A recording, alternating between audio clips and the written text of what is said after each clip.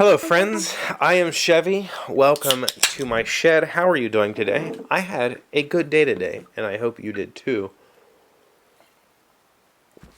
Today was one of those days where I chased a bug that I cannot duplicate in my software, but I can see the results of it. I know that this bug exists because I can see it in my data. I just can't duplicate it. And so that makes chasing it very difficult, because I would love to know how it happens.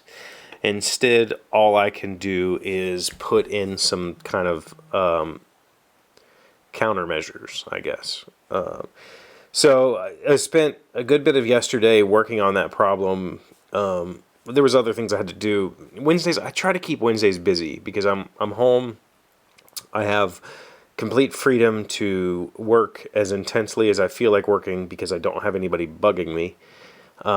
And so I try to schedule those days pretty heavily. Like I know exactly what I can get done and I'm going to do it. And so I worked on that pretty intently, and I think I found a solution to the problem that does not solve the problem. It doesn't solve the problem at all.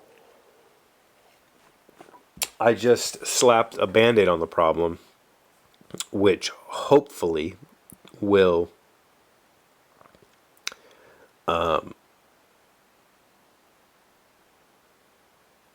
make it obvious when it happens to the user. Right now, the problem I'm having is something that is the user is completely oblivious to. And then when the administrator of users come through and try to do their work, they can't because it silently fails.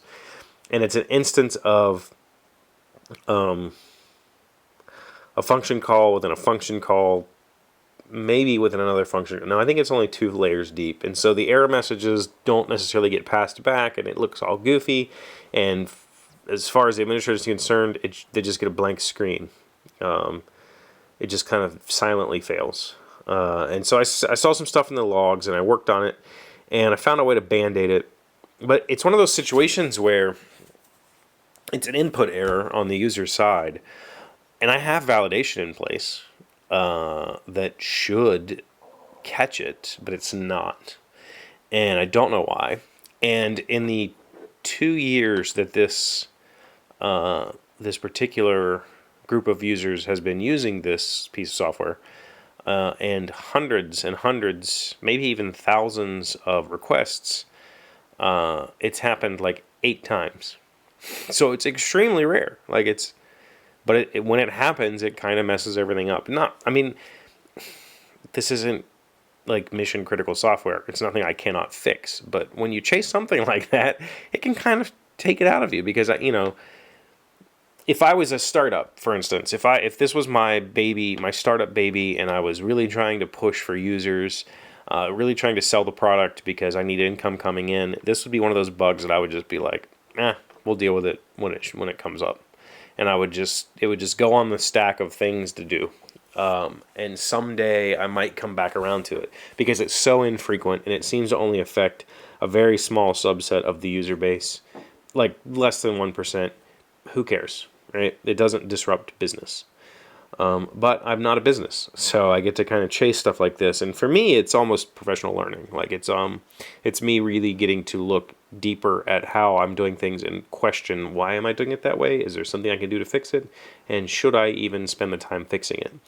Because in the past couple of years, I work for the state, and we are a nonprofit state agency, but we still have to kind of justify the time that we work on things. And if I'm working on a piece of software that's not paying money, putting money in our pockets so that we can continue to have salaries, then am I spending my time wisely?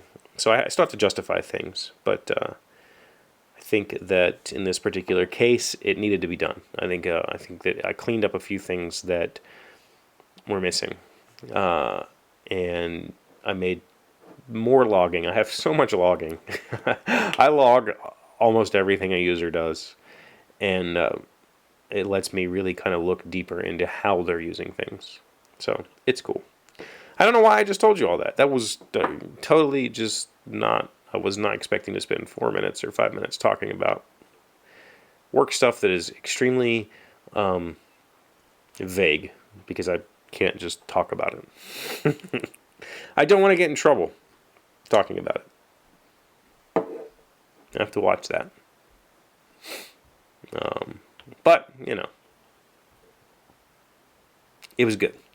And I'm still thinking about my next session with my counselor. I'm still thinking about the projects that I'm hoping to tackle soon, and still trying to gather excitement for those projects. So I had a good day. I hope you had a good day. I really do. And I thank you for stopping in and saying hi. I've been appreciating a lot of feedback this week.